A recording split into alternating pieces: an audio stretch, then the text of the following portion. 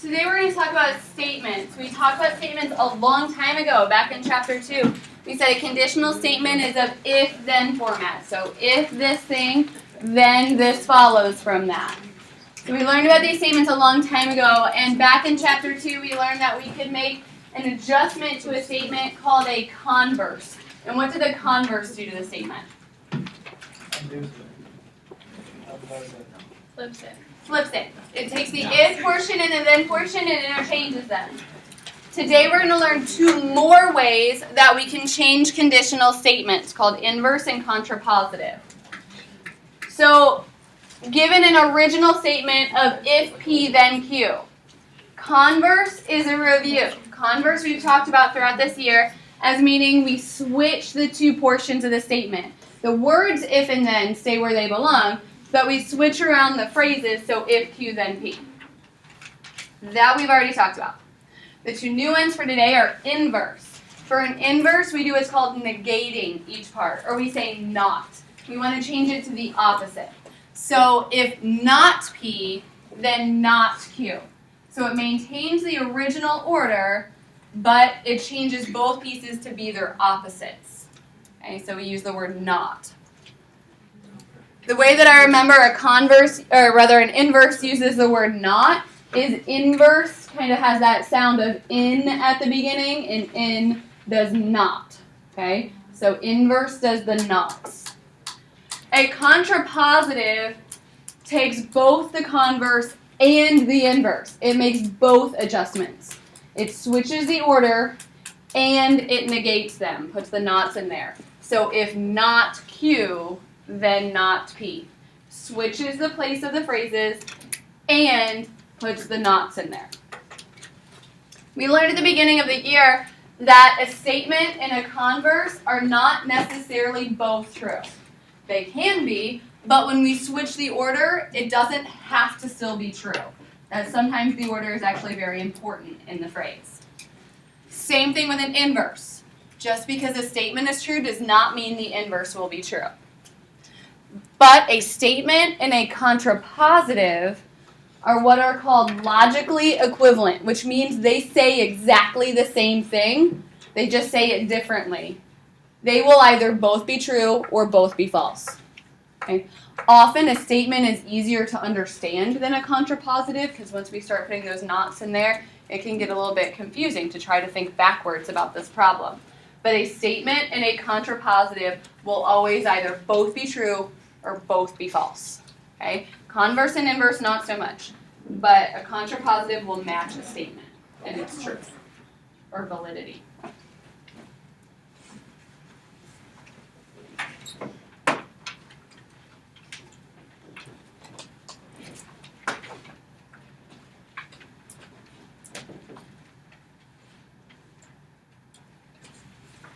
I let the iPad fall asleep and now it's having trouble waking up. Like any of you? No? Okay.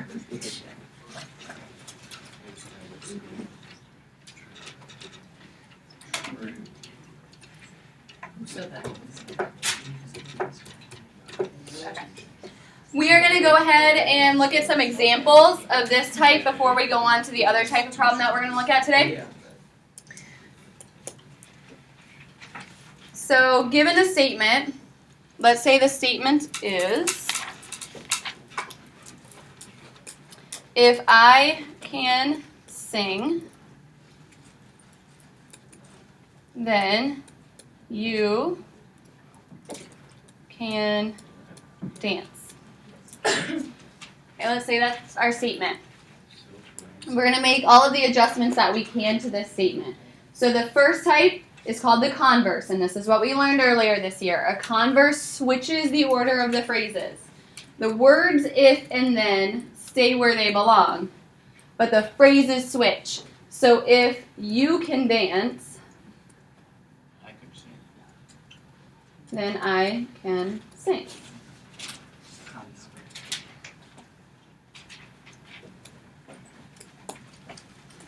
An inverse goes back to the original statement and puts nots into each phrase. So if I cannot or can't sing, then you cannot or can't dance. Okay, so an inverse maintains the order of the original statement, but puts nots into both parts. So either cannot, or you can say can't as well. Contractions are fine. If I can't have it, no one can. Pretty much. Sounds like my kids. A contrapositive does both of those adjustments. It switches the order of the phrases of the original statement, and it puts the nots in there. So the contrapositive would be, if you can't dance,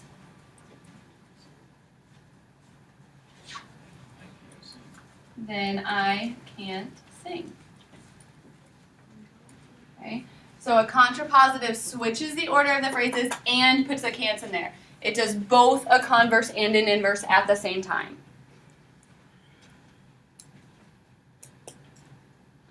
Let's do another one that's a little bit more mathematical in its phrasing.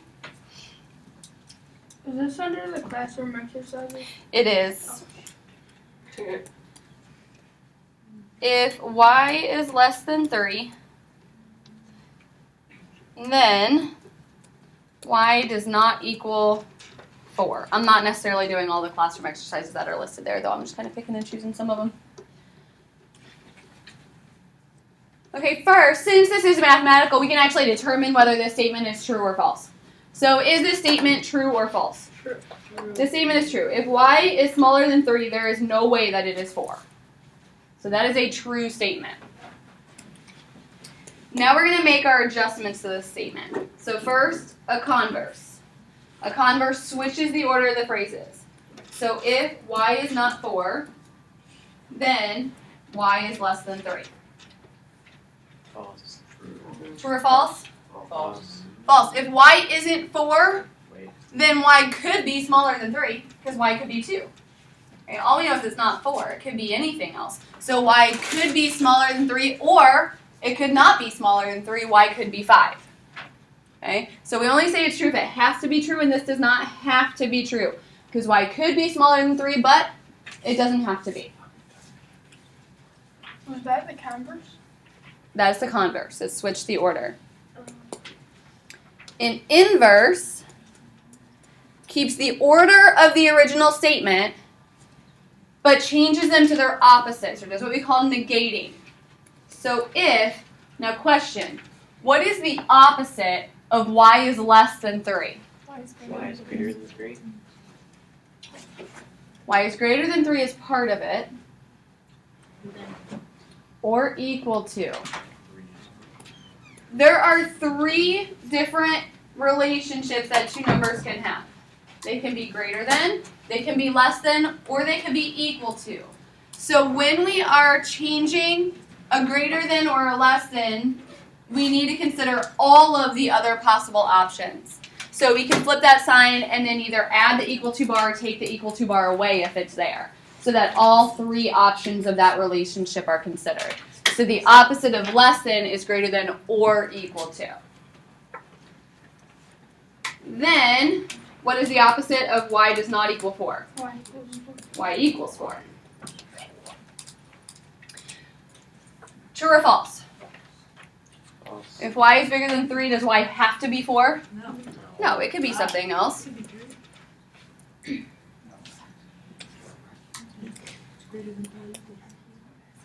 And our last type of phrase is called a contrapositive. A contrapositive does both a converse and an inverse at the same time. It switches the order and it does the opposites. So that would be if y equals 4, then y is greater than or equal to 3. If y is 4, is y greater than or equal to 3? Yes. Yeah. Yes. If y is 4, 4 is bigger than 3. So that is true. And remember that a statement and a contrapositive should always match. So sometimes one is easier to understand than the other one, but you know that they should both match. So once you've determined one, that really gives you both. Likewise, the converse and the inverse should always match. They do not necessarily match the others, So we have two pairs. They could all four be true, they could all four be false. But you will at least have two pairs. That's statement and contrapositive match and converse and inverse match. Questions?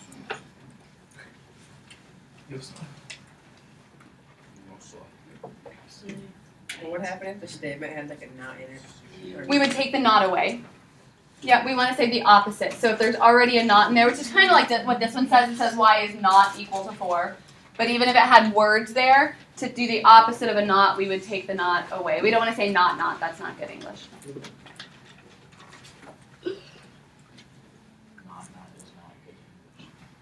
All right, the next type of problem we're going to look at uses something called Venn diagrams, which you may have seen before. What is a Venn diagram? 2 circles. 2 circles, or it could even be more circles. But typically at this stage, you've probably seen 2 circles in Venn diagrams, and they've probably intersected in a portion. So something like this, where we're talking about 2 different groups of information and then what those 2 groups share. So I could do something like this and say 1 circle is people I know from school, 1 circle is people I know from church, and then there's an overlap because there's some people that I know from both locations, okay, that go to my school and my church. So that would be an example of how a Venn diagram could help us classify some information.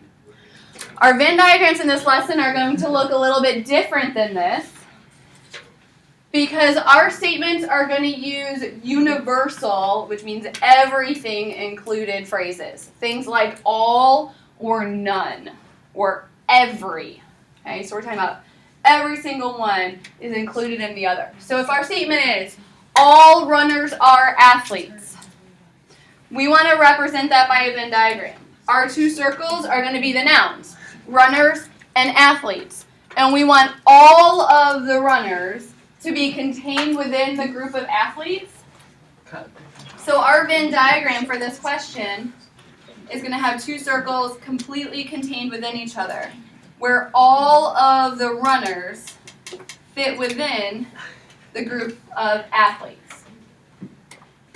This is still called a Venn diagram because it's still circles and we're still considering overlaps. It just looks different than maybe what you've seen before.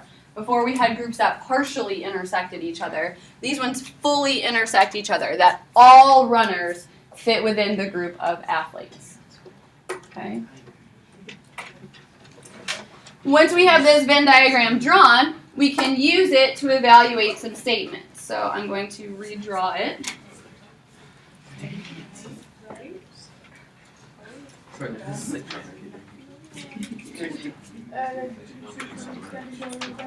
And what we want to do now is draw conclusions about each of these people. So if Leroy is a runner, where would he belong in this Venn diagram?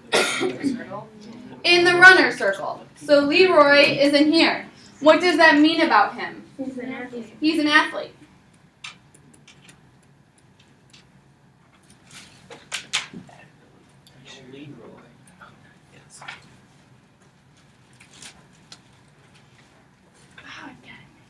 If Lucia is not an athlete, where does she belong in this Venn diagram? Outside of it. Outside of everything. So Lucia is out here. And what can we say about her? She's not a runner. If she's outside of the athlete group, there's no way she's a part of the runner group, according to this diagram. Linda is an athlete. Where does Linda belong? In the athlete circle where? Anywhere in the athlete circle, which means she could be in the runner circle or she could not be in the runner circle. So I'm going to put her right here on the border, which means we don't know whether she's a runner or not. So on that one, we would say we have no conclusion about her. I'm not very good at this. Okay. She is an athlete, maybe she's a runner, or maybe she's a swimmer, or maybe she plays basketball, or does something else. We don't know whether she's a group of in the runner group or not. We just know she's somewhere in the athlete group. Could we say for our conclusion that Linda could be a runner? We want to be not use relatives. We don't want to say could or maybe or might be. We want to say this is true or we don't know. All right. Larry is not a runner. Where does he belong? On the border of athletes. On the border of the athlete circle. Because he might still be an athlete or he might not be an athlete. All we know is he's not within the innermost circle, but we don't know if he's in the outer circle or completely out of the circles, so we have no conclusion about him. Okay? Questions?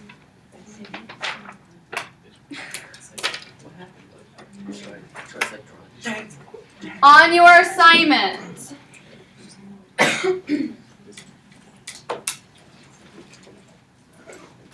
that should come up at some point, but it's printed on your sheet. Please be sure to read your directions carefully. Some problems ask you to do many things. Some problems want you to just find a contrapositive and inverse because those were the new things for today. Some problems want you to find a converse, inverse, and contrapositive. Some of them want you to determine if these statements are true or false. Some of them want Venn diagrams. Some of them want conclusions. So make sure you read your directions carefully because otherwise you could miss a lot of points if you just assume you know what you're supposed to do on a problem. You might miss out on a lot of stuff. So I don't know why the problems aren't coming up here, but it's 6.2, 2 to 10 even, 11, 12, 14, 15, 18 as it says on your sheet. I'm sure they will. About 17 minutes.